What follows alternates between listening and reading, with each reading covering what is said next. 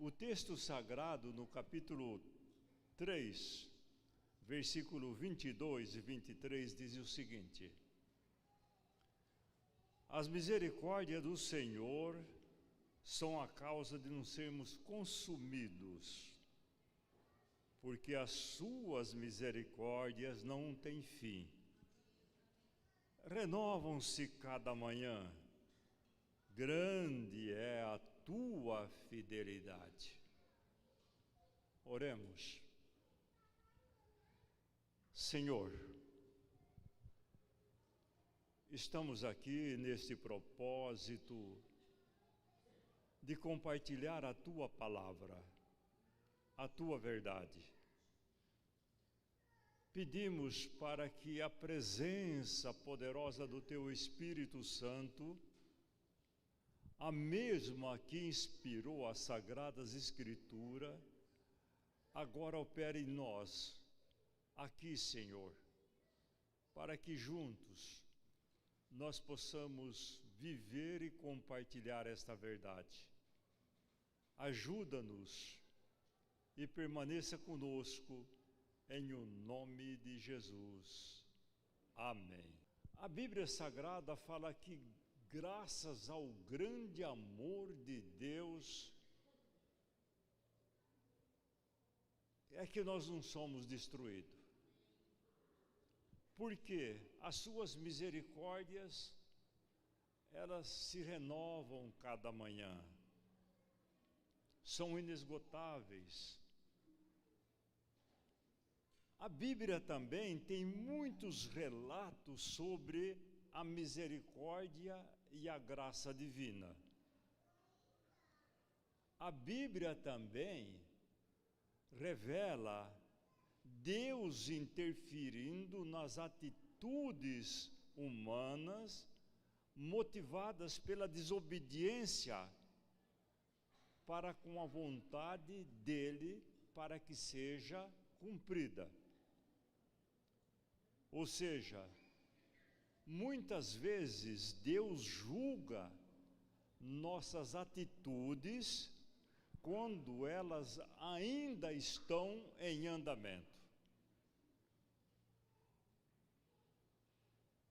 E a vontade de Deus sempre prevalece. Aquela palavra que ele falou por meio do profeta Isaías, capítulo 55, versículo 11, Malaquias, capítulo 3, versículo 6. Isaías diz: assim será a palavra que sair da minha boca, não voltará para mim vazia, mas fará o que eu desejo e atingirá o propósito para o qual a enviei. E quando nós nos reportamos ao livro de Malaquias, a Bíblia diz assim: pois eu sou o Senhor e não mudo, por isso vocês não são destruídos. Interessante. Por outro lado também, existem muitos textos bíblicos que advertem: nem sempre haverá uma segunda chance. Vamos guardar isso? Porque esse título será o foco principal do assunto mais adiante. Nós temos vários textos bíblicos que nos afirmam que nem sempre haverá uma segunda chance. E com fundamentos em alguns textos bíblicos, verificaremos como Deus tratou certas situações de desobediência e quais foram os resultados dessa situação. Nós começaremos com alguns fatos relacionados ao profeta Jonas. Eu não vou me deter no livro do profeta Jonas. Eu vou trazer alguns fatos para a mente de vocês, para que eu possa conduzir o assunto para aquilo que realmente está proposto. O profeta Jonas, ele exerceu seu ministério depois do profeta Eliseu, dentro da 4ª dinastia de Israel.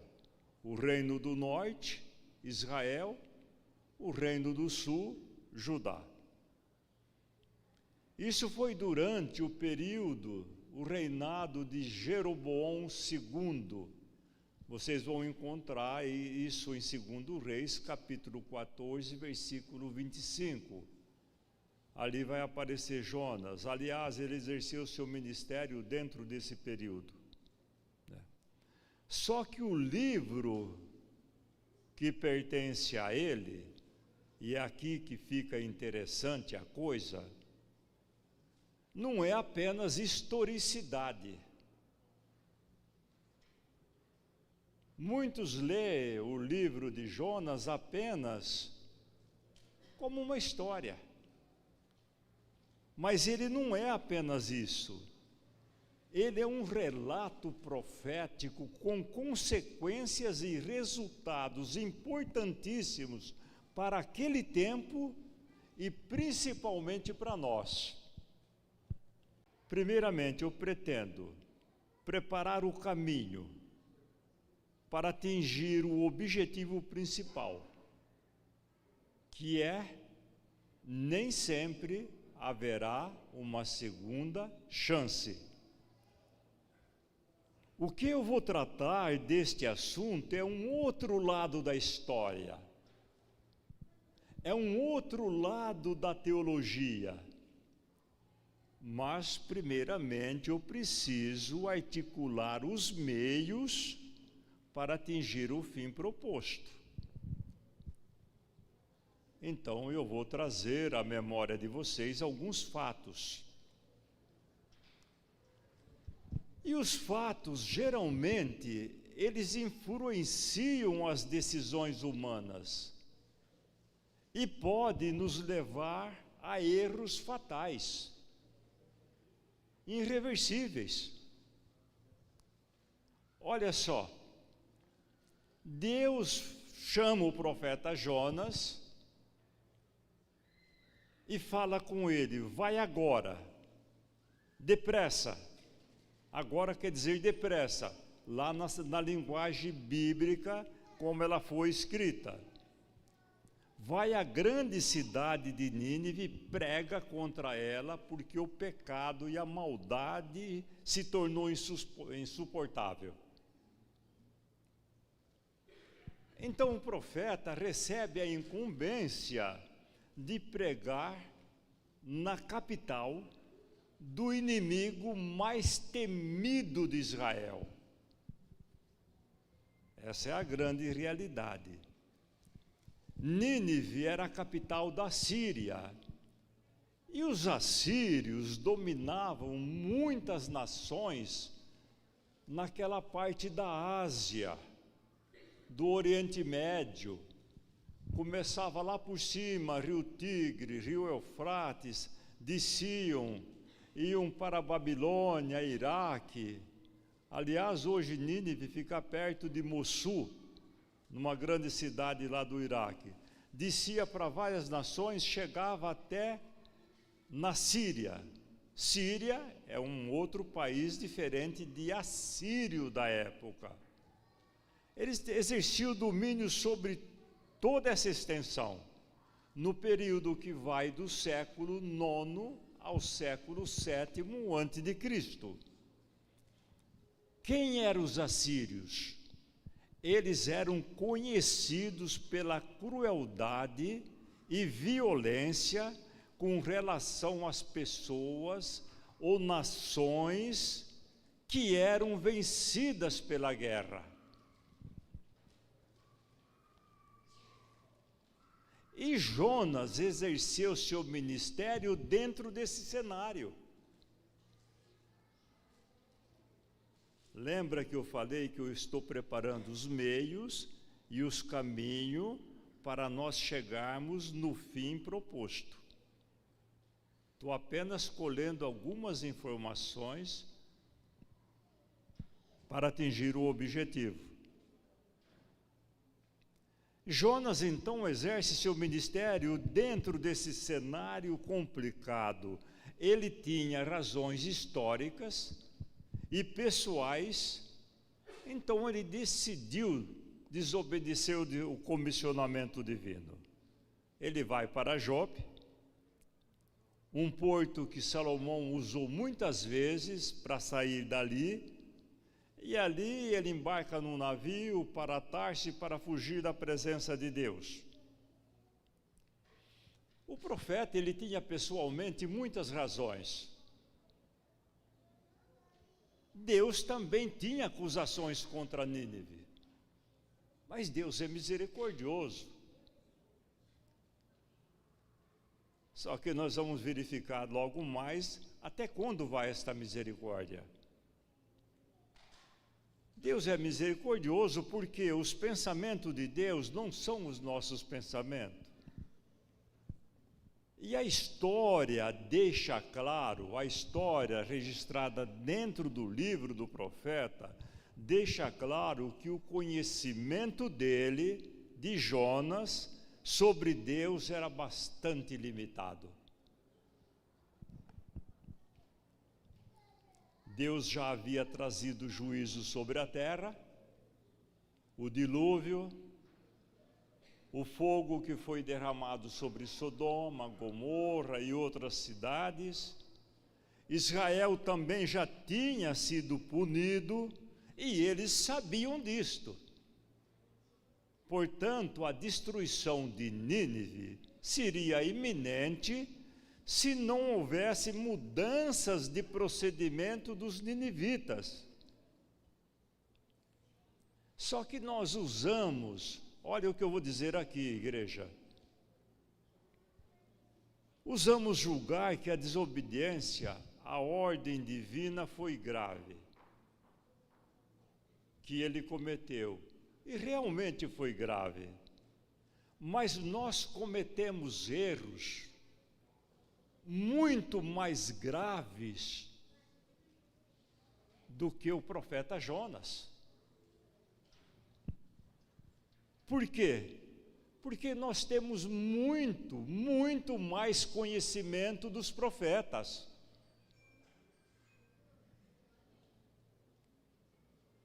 Porque nós somos filhos do reino. Foi Jesus Cristo quem disse isso. Ora, nós como filhos do reino, nós temos muito mais conhecimento de todos os profetas do passado. Jesus Cristo falou isso quando ele se referiu a João Batista, está no capítulo 11 de Mateus, versículo 11, capítulo 11 de Lucas, versículo 28, foi consolidado em outros textos bíblicos, como 1 João, capítulo 1, versículo 12, quando o texto diz assim: mas todos aqueles que o receberam, deu-lhes o direito de serem feitos filhos de Deus. Efésios 2, versículo 19, diz que nós somos cidadãos dos santos. Em outras palavras, somos cidadãos do reino dos céus. No capítulo 8, versículo 15 ao 17 de Romano, o Espírito Santo intercede, clama e fala que nós somos filhos de Deus.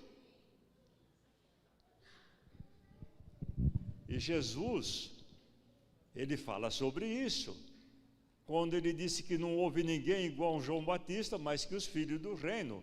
Para mim nunca foi uma expressão enigmática, os filhos do reino é maior do que ele. Então o que Deus faz?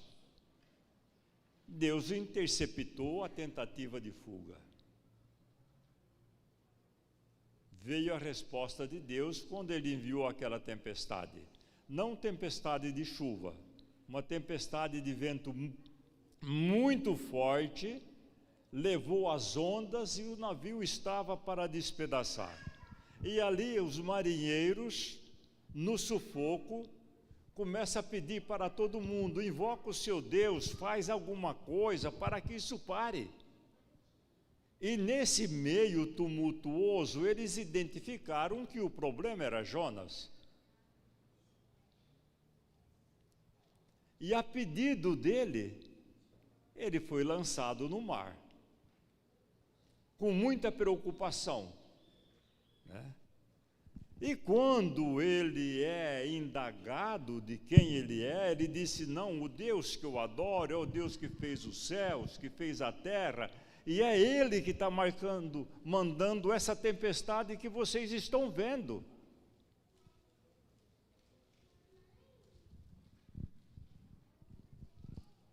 Então, a pedido, ele é lançado no mar. Com certeza lançaram com muito medo. Porque se Deus está fazendo tudo isso por esse homem, imagina o que ele não vai fazer jogando esse homem no mar. Aí vocês conhecem a história. Deus preparou o grande peixe, engoliu Jonas, e ele ficou 3 dias e 3 noites dentro do grande peixe. Impressionante como Deus trabalha. A tempestade que levou ao Jonas ao julgamento, porque Jonas estava sendo julgado ali. No início eu disse que muitas vezes nós somos julgados não é apenas no juízo final, nós somos julgados enquanto estamos processando o nosso ato.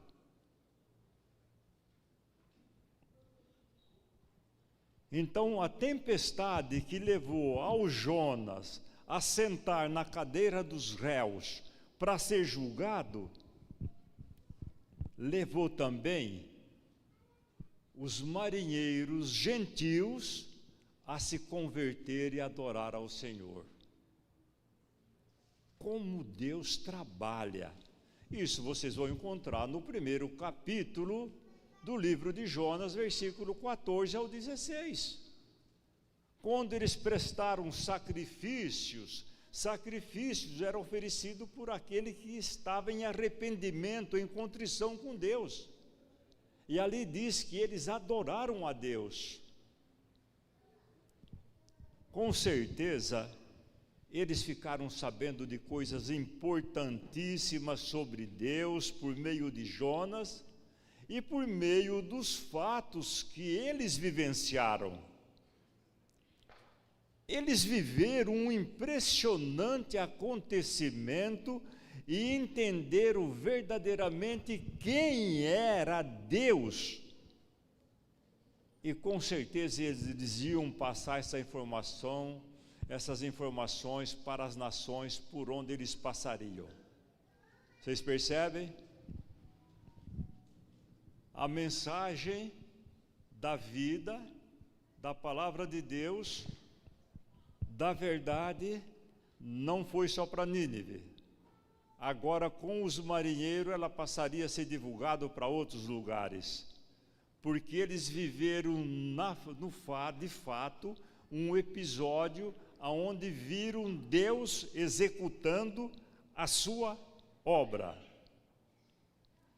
Contudo, gente,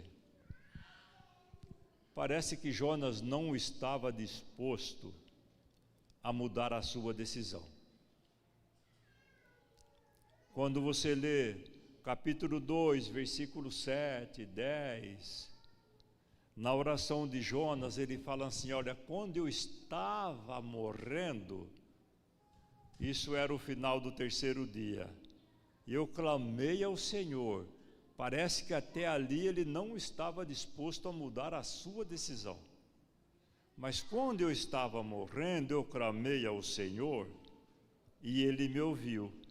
Deus fala com o grande peixe e o grande peixe vomita Jonas na praia. Então a palavra de Deus vem pela segunda vez a ele e disse, Jonas, vai para onde eu já te mandei, você vai falar exatamente o que eu vou dizer a você. Olha só, gente. Se Jonas foi vomitado na costa do Mediterrâneo, com certeza foi, ainda ele teve que andar 1000 quilômetros para chegar a Nínive. Ainda ele demorou os seus 25 dias, 30 dias para chegar lá. E é possível, guarda isso, e é possível que ele tenha sido terrivelmente marcado pelo suco gástrico dentro do grande peixe.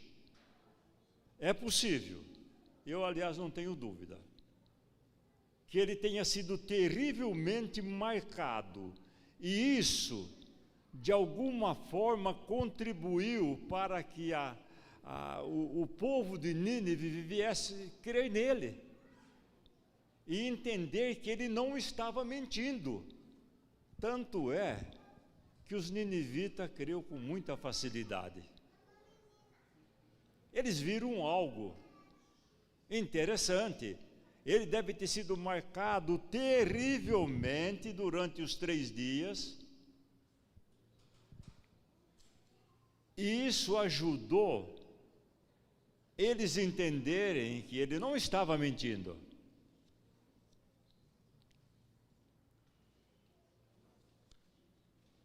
Porque a mensagem foi aceita com muita facilidade.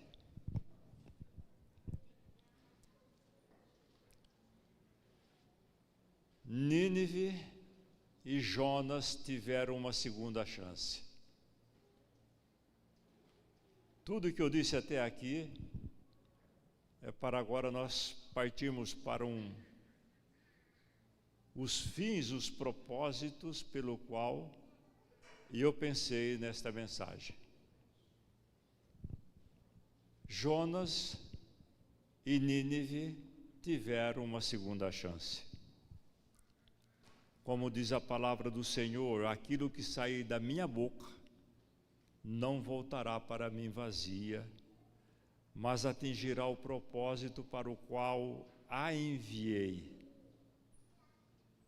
Existem situações, igreja, que não apresenta nenhuma perspectiva de solução para o homem, como parecia a situação de Nínive. Mesmo que creiamos que para Deus tudo é possível. Mas até quando será dado esta oportunidade? Aí vem a pergunta. Até quando será dado esta oportunidade?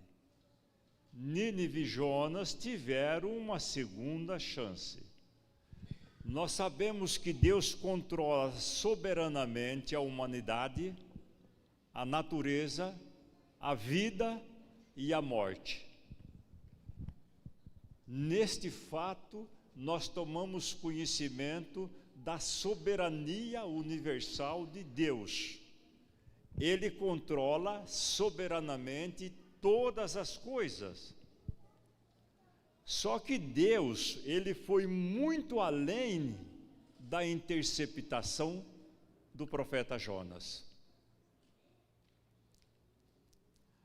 A soberania divina usou a trajetória do descumprimento e revelou aos marinheiros quem é Deus.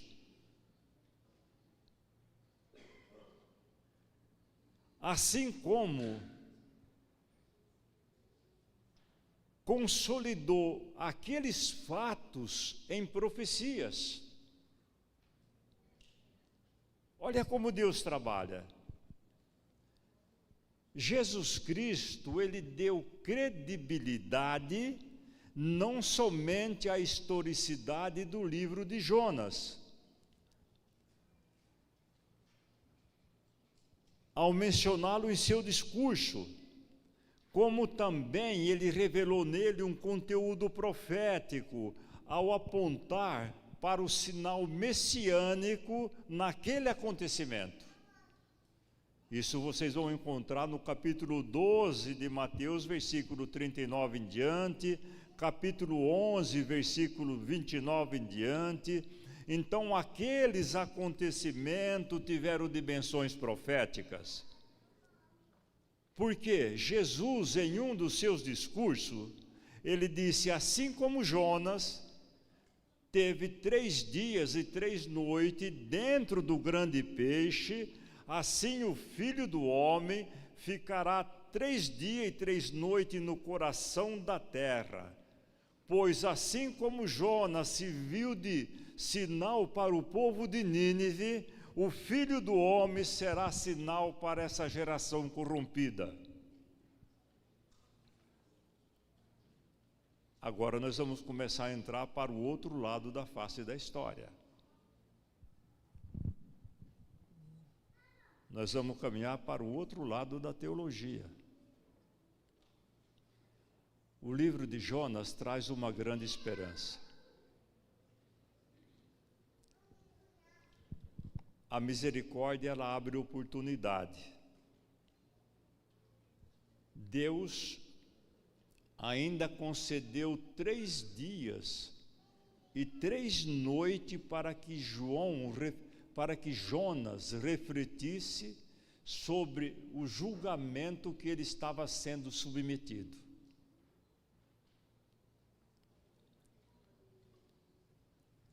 Portanto, o livro do profeta Jonas representa a misericórdia de Deus para Nínive e representa a misericórdia de Deus para Jonas. Deus salvou Jonas e salvou os habitantes de Nínive. Mas nem sempre haverá uma segunda chance. Portanto, não devemos contrariar as decisões da palavra de Deus. Jesus, ele associou os 3 dias e 3 noites que Jonas viveu dentro do grande peixe, ele associou com a sua morte e ressurreição. Como se ele dissesse, como se Cristo dissesse, da mesma sorte que a libertação de Jonas ao sair do grande peixe após 3 dias e 3 noites, levou os ninivitas ao arrependimento, assim a libertação de Jesus Cristo da sepultura, depois dos 3 dias, levaria os gentios, os judeus, as nações ao arrependimento. É esta mensagem que está lá dentro do livro, e Jesus associou a sua própria vida. Mas eu digo a vocês, igreja, nem sempre haverá uma segunda chance. O que eu vou falar agora aqui é pesado.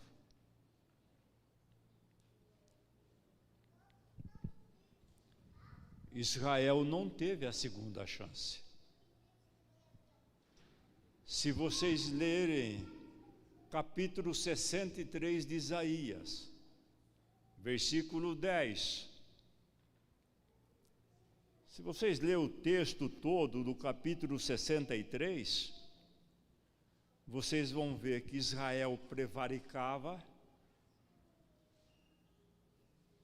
passaram a idolatria, adorar ídolos, imagens,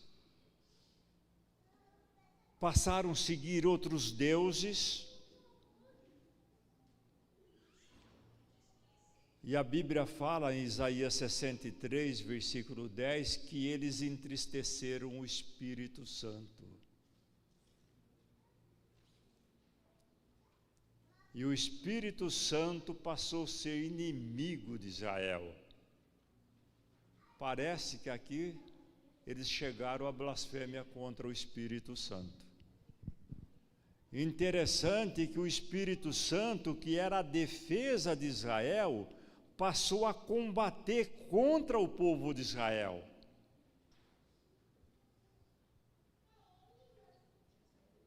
E eles foram levados à destruição. No ano 722, eles foram totalmente destruídos. Não houve uma segunda chance.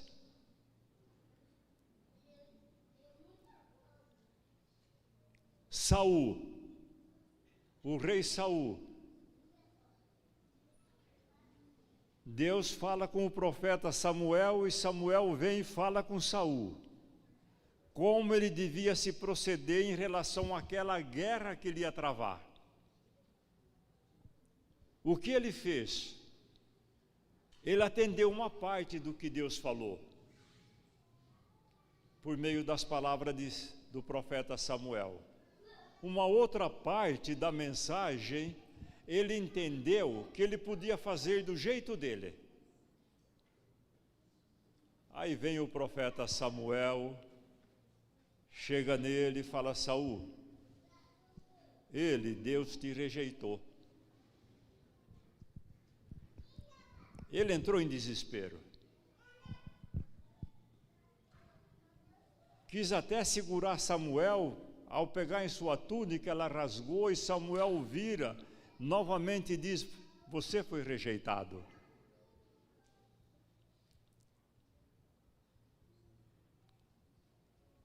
Ele não teve uma segunda chance.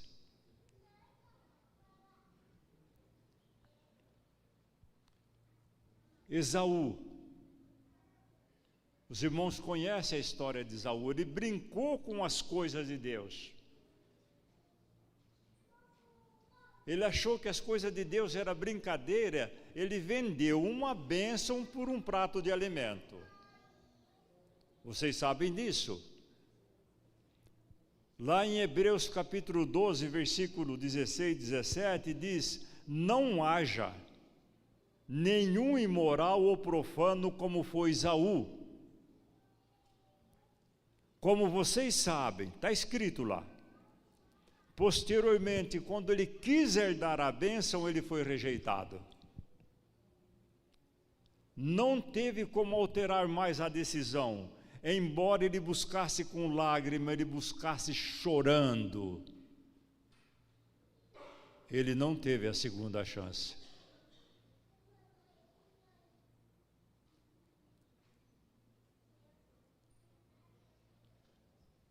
Safira e Ananias,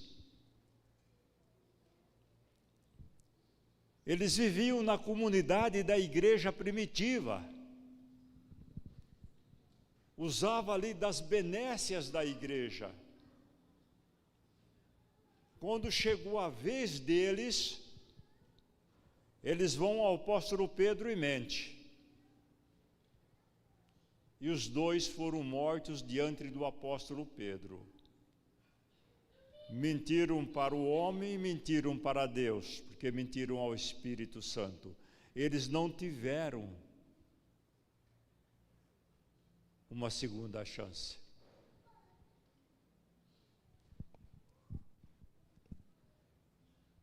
E eu dava estudo bíblico para uma senhora de uns 50 e poucos anos. E indo tudo muito bem. Ela estava compreendendo, estava tudo certo. Depois de uns 3 estudos, 4, e eu chego no momento do estudo, e ela diz o seguinte: não quero mais. Mas por quê? Estava tudo bem, não tenho mais nenhum interesse em estudar a Bíblia. Mas vamos então pelo menos fazer o estudo de hoje? Não, nem de hoje. Eu falei: eu posso então orar pela senhora? Não, orar o senhor pode. E naquele momento o Espírito Santo me usou. Me usou poderosamente, eu senti. Vou dizer só algumas palavras. Eu falei: Senhor, Eu não fui negligente. Eu estava vindo aqui com amor, com carinho, isso em voz alta, na presença dela.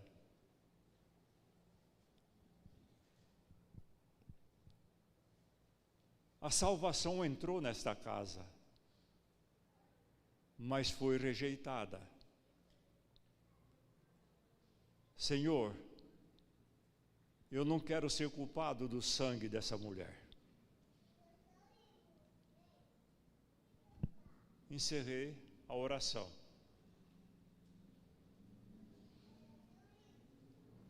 Passado alguns dias, não sei quanto, foram poucos dias, caminhando na rua dentro de Marília, encontrei a filha dela e perguntei: a sua mãe? Ela falou: o senhor não está sabendo? Eu falei: sabendo o quê? Ela morreu logo depois daquele dia que o senhor saiu de lá. Não houve a segunda chance.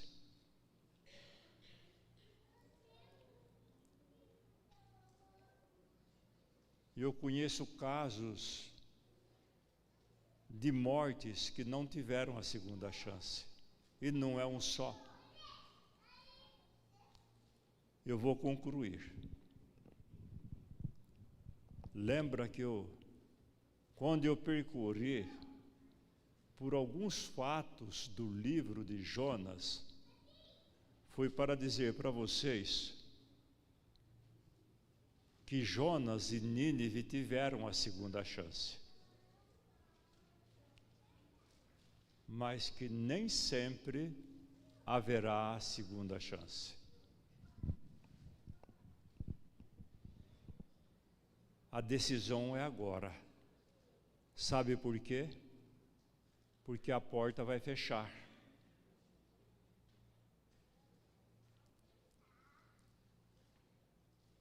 Na parábola das 10 virgens, capítulo 25 de Mateus,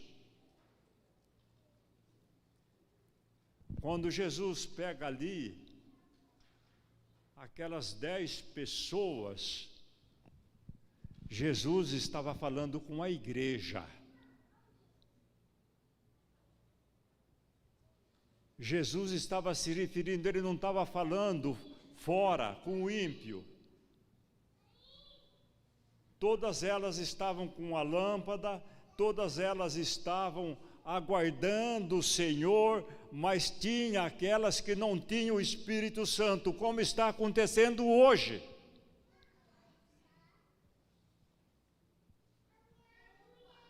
A maioria das pessoas estão dentro da igreja, e muitos estão dentro da igreja por um acaso.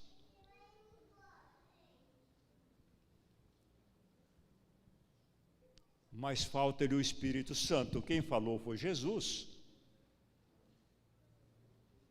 Está no capítulo 25 de Mateus. A porta fechou.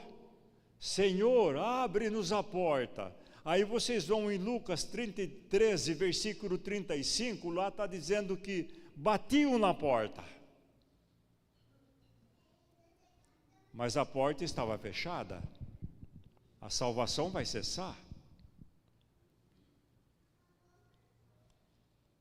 Portanto, nem sempre haverá uma segunda chance.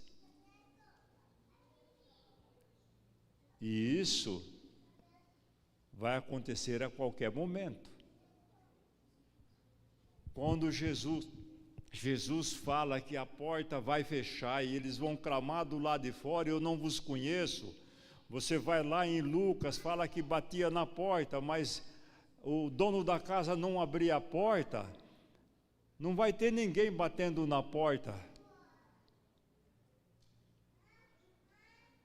O que o texto está dizendo, que a salvação vai cessar antes do retorno de Cristo, mas vão continuar batendo na porta, pedindo para abrir. Como? O que significa isso?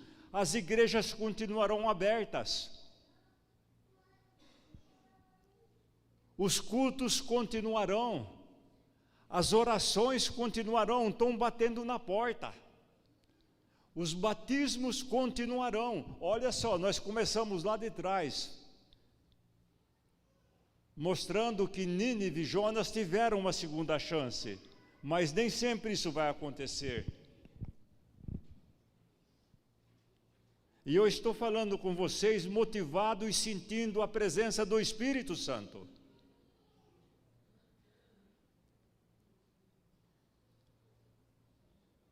As portas estarão abertas. Cultos, pregações, orações, batismo, atividades continuarão, mas não vale mais nada. Fechou. O tempo oportuno se esgota.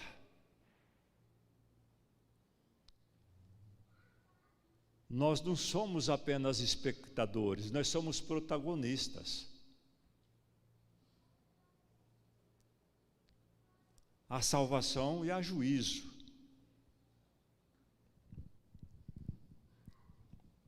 O apóstolo Paulo, no capítulo 13, versículo 11 de Romanos, ele disse: façam isso, compreendendo o tempo que vivemos.